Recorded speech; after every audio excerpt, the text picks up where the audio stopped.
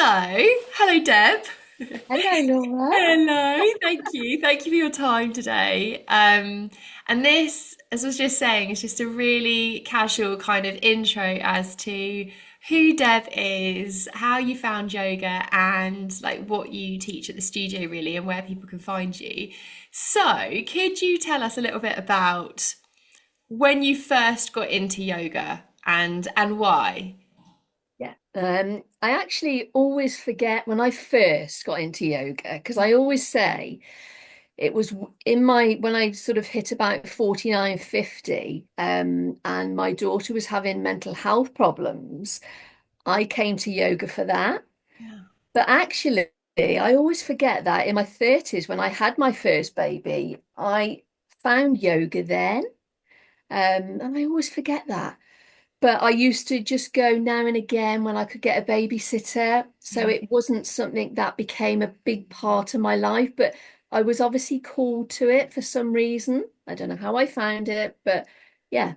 Um, but it was mainly then with Mara. So I sort of hit around 50. She was having lots of problems, mental health problems. Couldn't get anything really from the doctors and things. And a levels, stressful, all that malarkey. And I thought, right, okay, let's go and try some yoga. And she was open to it at that point. And it was just before COVID. Mm. I think we joined about the November, then COVID closed the studio in March. But luckily took it online, but she couldn't focus doing it online. Whereas I then really got into it. It was like a lifeline for me during COVID. It was every day. It was community, wasn't it? And it was just like, yes, yes, yoga, yes, let's do it. But unfortunately, she didn't. But she's doing well now, so it's all good. But yeah, that's how I got into it. That's just reminded me, you've just jogged a memory in me of the day that we closed the studio. And didn't I turn up to Yeah, teach the class and you were there getting out your car with your daughter? yeah, And I was like, guys, I'm so sorry, but I've just like received a message to say that we can't teach this class. It was literally there and then. I've yeah, just remembered that. Wow. Because it yeah. feels, Deb, it feels like you've been a member of the studio. It feels like you've been teaching at the studio forever. I feel like when I think of Soul Sanctuary, I'm like, you've always been like a part of it. That it's mad to think, I mean, what a silver lining to come out of COVID. But that you're right, that was when you really like embedded into the community because yeah, when everything went online, you were always there. I remember that. Every day. Yeah, how amazing. So, oh well, for that reason I'm really glad that, all of that happened. And how did it help then? How did yoga help during that difficult time? What was its benefit? For me, actually, COVID was actually quite a nice time. I enjoyed the pulling back. Mm. I enjoyed the not having to go out and do everything. I was so busy and didn't really know which direction I was heading in. So that pulling back and just having that little bit of structure. I mean, my job was gardening at that point, so I was able to still go out and do a little bit of work because I didn't have to be by people. Um, but it just really helped the structure of the day. I just found that I was becoming less reactive. I just found that I could just sit with myself. I could just, I didn't have to be around anybody else. I was happy with myself, which was a really new thing for me. Because I always had to be around people, always had to be around people. So it was a new thing to pull away and just be happy with me. It's like, okay, who is this person? And then I think I started on that journey then of, oh yeah, that's who I am. Oh, okay, well, let's just learn a little bit more about me then. And I think I just found myself, I think, again. Yeah. Oh, I love it how you say that so casually. Yeah, I just, just found myself what we're all looking for. And so was that what started making you think about teacher training? When was the moment that you thought, I'm gonna step into that? Well, I think it was almost sort of from the beginning, really, of starting the yoga, November, December, January, going into COVID, that helping me. And I just thought, I don't know, there's something in this. It's just really helping me. I don't really know, why, what it is, but and I wonder if I could take this out to other people. I wonder if oh no, I'm too old. I'm too old. And I remember asking you that. Am I too old to do this? And you're like, no. Yeah. Why? Why would you be too old? I was like, well, I don't know. Um, yeah. And I think it was just the old thing that got in the way at first. And I think the money as well, because I've always been a little bit self-conscious of money and stuff and where I'm putting it. And I was putting it into myself, which was another new thing. Mm. It normally goes towards a family. Um, and then my hubby just said to me, for goodness sake, Deb, just do it. You sound as if you really want to do it. Just do it. And I was like, can I? Okay, okay. Thought about it for a little while, like I do with everything. And then, yeah, signed up. It's like, okay, I'm doing it. Oh, it was such a joy to watch you and to have you on that training because it felt like you felt pretty peaceful throughout your training. I remember that. I remember you like would share like some of your wisdom and just kind of like this is how I feel and I hope that everyone gets to this place because I just feel so peaceful within me and that's not everybody's journey on a teacher training like Greg shared a little bit about how like his was pretty up and down, and everybody has their different challenges, whether it's standing up and teaching, whether it's actually doing less and being with yourself, or but yeah, it felt like you kind of like found your home almost in that place. Absolutely. Absolutely. That's exactly how it felt. Exactly how it, and that's exactly how it feels now. Is it 3 or 4 years on? Yeah. What was it, 2021? So yeah, that's how it feels now when I'm there teaching. I can walk in sometimes and I'm like a little bit tired or whatever, and I walk in and I'm like, oh, second home, isn't it? So it's fine. It doesn't matter how I show up, and I always feel better at the end of it. So yeah, but yeah, no, I did feel really good throughout the training, but I had started my process of finding myself from about 48 because everything went wrong in my 40s. So I ran like 48, I had been working on myself from that point. So when I came to yoga and when I did my teacher training, that was sort of 3 years on. So I had found myself a little bit by then. Yeah. So yeah, I think that's probably why I felt calm. Yeah. So interesting. I mean, one of the most common questions I get asked on teacher training is, "Am I too old?" And that's why whenever anyone asks me, I've kind of try and hold my smile of like, you just can't understand how that could be further from the truth. Like, and if not, my question when I was doing my teacher training was, "Am I too young?" I didn't feel, I felt like no one would listen to me because I had no life experience. And then there's people who are right bang in the middle who have just got maybe kids and jobs and whatever and whatever. And they're like, I've just got too much going on. Like, there's never a good time. And I think it's just trusting that, following the breadcrumbs. And if that pull is there, trusting that that's meant to be there and meant to be listened to. So, what do you think was your biggest learning from teacher training then? I think my biggest learning was to look after myself first. Mm. I think, like you're going through it now with your children, you're last on the list. Yeah. You're like that for a lot of years. Um, and then you finally come back to yourself, well, if you're lucky enough, you come back to yourself. A lot of women my age just carry on looking after people all the time and don't come back to themselves. But I think that was the biggest thing for me was just looking after myself, giving back to myself, giving time back, looking after my body, looking after my mind, making sure I was calm, making sure I was happy with where I am and who I am. Yeah. So I think that was the biggest learning thing that came out of it for me.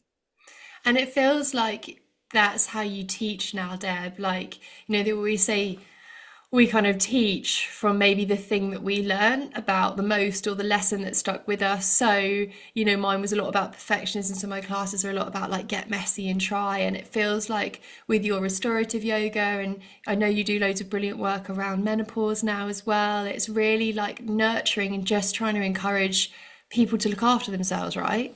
Yes, absolutely. A lot of people I do teach are older now. Um, and they do struggle. They struggle with their bodies. They haven't looked after themselves, some of them, because they've been looking after everybody else, just haven't had that time. So yeah, when they come, I want them to feel relaxed. I want them to feel calm at the end of it. If they want to push themselves a little bit, then that's fine too. So there's options there. But I like the yang to yin style. I like the yin, I like the restorative. I like all that type. Um, yeah, it's all about just looking after yourself, giving back to yourself, relaxing, taking that time, moving your body, getting all that energy out that you need to. But yeah, looking Oh, at even listening to you, I feel better. I need to come to one of your classes. Oh, yeah, it's been amazing because you did your 200-hour, didn't you? And then you also did our yin training as well. So you went on, and then I know you went and did another restorative training, didn't you? So you've like, yeah, you've gone from vinyasa and then you've like really made it your own, haven't you? But now you've got that lovely option where you can bring in some challenge if you want to. You know your flowing sequences, but you've also got all those other tools to make it so lovely and tailored to that kind of restorative energy if they need it. Yeah, and I did the menopause training, the yoga training as well, and that really stripped it back as well. Lots of women who are really stressed out and just need to relax, yeah, so that is I'm not so much into the high energy stuff now. I like to practice that now and again, but I've got a balance now. So, I go to the gym a lot and I dance a lot and I do high rocks and things like that. So I have a lot of yang in my life. So the calm stuff is the other side of it, the yin and the restorative, just the gentle flows. Um, yeah, but that's the way I'm heading more now. Future trainings are going more down that calmer route. Mhm. Yeah, Yeah, and there's so much work out there, isn't there, that and support that people need with this menopause, stage of life. And it feels really good that it's becoming a lot more mainstream now. But I think the combination of yoga and menopause is so important, isn't it? absolutely. It's important in any time of your life, I think, right from children, little children. It's really important from that start, isn't it? From that beginning. And when you pass your teacher training, you're like, oh my goodness, there's so many avenues you can go down. And it can get a little bit confusing. You don't know where to go. And you've got to have the money to be able to go and train. So I think it's only now, sort of 3, 4 years on, where I'm sort of like, okay, that's where I want to go. It takes a time. It takes a time to, decide which way you want to go. Yeah. Oh, thank you, Deb. So, if you had one bit of advice for someone, okay, let's do two of these. Either someone that's thinking about getting into yoga and maybe feels a bit nervous, what would you say to them? Oh, crikey. I think it would just be just go for it. I Yeah. think anything in life now, I would think a lot about things before. But since doing the teacher training, I'm better at making decisions and going for things because I know if I don't, I'll regret it. I was going to do a teacher training last year and I didn't do it because it was going to cost a little bit too much money with travel and everything else. And then when I didn't do it afterwards, I was like, why didn't you do it? Yeah. Just because it was an extra £500, stop thinking about the money so much. Mm. Um, but it's okay. I'm doing it again this year. I'm back. But I think you do still have those blips, you still question yourself. But I don't know, the teacher training just made me more positive about life and just go for it because life's so short. It's so short. On my calendar, I'm 54 now, 55 this year, and on my calendar, it's like, right, That's how many years I've got left to live, and that's what I need to do. I've got to do that and that and that and that. Because it's not long, Laura. It's not long in this lifetime to be here. You Yeah. know, it's just, got to go for it. So go for it. I love that. Brilliant advice. And was there a book, Deb? Was there a book or any book that you've read in your lifetime that you're like, that is an amazing book that I think people should read? Oh gosh, there's been so many, hasn't there? Oh, crikey. Uh, hmm, I can't actually put one book down, I think. It's I've read so many, Laura. Mm. Um, I think the one that I keep coming back to is the little black and what's the name of it now? It's the little Perfectly Imperfect. Yes, Yeah. that's the one I keep. It's on my shelf with all the other ones, but that's the one I pick out now and again. Mm. And the sort of the yes, be a yes. Yeah. And I read that over and over and over again, and I think, yeah, I think that's where you get the go for it from. So I think probably that book, Perfectly Imperfect, that just sums it up, doesn't it? It does. It does. It's a I magic think, book, actually. It's a magic book and it's black and it's got like the gold stars on it. yeah, yeah. And yeah, Tiny book, yeah. but so inspiring. It's yeah. Yeah, I know the one. Yeah. Oh, well, thank you, Deb. Thanks for your inspiration and all your positivity today. And where can people find you teaching? Because I know you teach at Soul Sanctuary, but you teach other places as well, don't you? Yeah, I teach all over the place, really. I'm sort of out at Broadway. I've got a class in Broadway. So people can really find me on www.mysouljourney.com, which has got all my classes on.